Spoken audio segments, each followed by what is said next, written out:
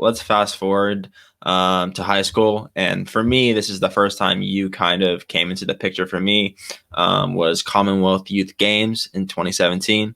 You went into the Yeah. meet with a 49.08 PB, and you left the meet with a 47.92 PB. What do you credit that drastic improvement? I remember you telling me stories about this. That was still that aha moment where you kind of came into light for me.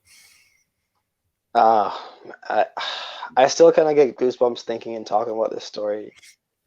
Um, but I definitely credit my faith, my mom, my coach at the time, Colin Nichols, to and all those things, three things, integral things in my life at the time, came together at the most opportune time, where I was praying about this event. I was like, God, I want to like go to this event and I want to do well.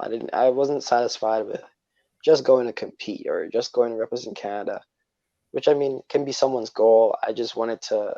This was just my goal, and I'm not knocking anyone that just wants to be in that arena.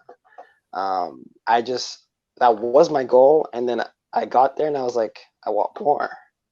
And I realized I was I think second last guy out of 22 guys internationally on this stage, and I was like, I'm just gonna compete. Like I just want to do my best, and I wasn't thinking about position.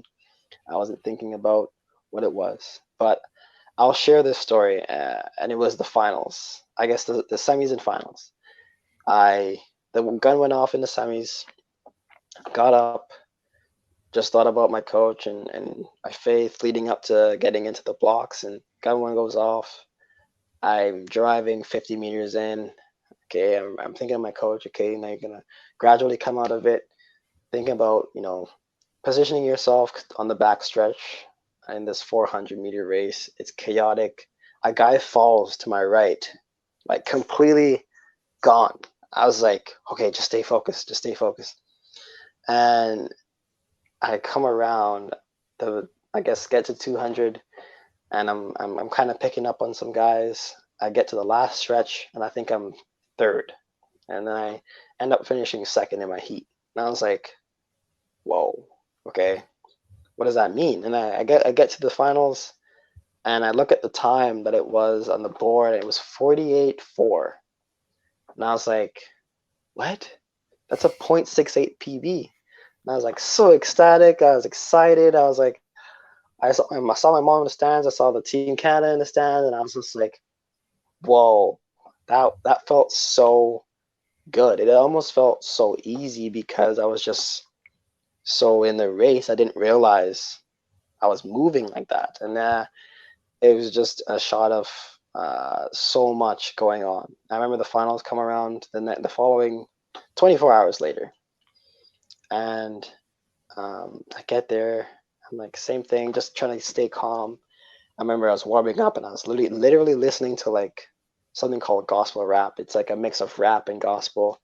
Some might know Lecrae. He basically paved the way for gospel rappers. And I was listening to him. I was dancing. I was just like having fun, warming up. And that's music's been a big part of for me in my career as well. And just having fun. For me at that time, I've already won. Like I already proved to myself I could compete in a stage where I can be an underdog, but can still compete and show up on the day. I was excited to just be among 8 guys that were the best in the Commonwealth division, and I was just having a blast. So I walk up to the line, see everyone going crazy. They call my name. I'm just like super calm, visualizing the race. We get in our blocks. Gun goes off. I remember the first 50 meters were super strong. Just absolutely pop, pop, pop, pop, pop. I get out of it. I'm like, okay, I'm with everybody. Relax down the backstretch. And I'm beside this guy from Zambia who's first in the seed the whole way through. And I'm just trying to stay with him, but also just run my race. I'm just like going. We pretty much all stay staggered. There's some moving around, but in the middle where I was, lane 4 and 5, we all stayed pretty much the same around the bend. And where things start to change was the last 100 meters, and I was fifth coming off that bend. I watched that video over and over and over again, and I can't describe what happened in that last 100 meters. But I can tell you, for me mentally, I wasn't in a mindset of, oh shoot, I'm fifth. I was like, oh, I'm close to first. And I think like having that going into the race, the mindset behind why I compete is also a big part of it, of why I succeeded that day. Because I literally ran 401 meters, not 400, not 398, 401. And I ran through that line. I look up at the board and it's second place. I beat a guy by point, I think it was oh 01 or something ridiculous. And it was a Jamaican guy. And it just like brought everything like so full circle. The Jamaican coach came up to me and was like, you know, this is your time. And I was like, it just kind of like brought it back to home for me, like literally, because they, I'm competing for a country that has done so much for me, and kind of built me up as an athlete.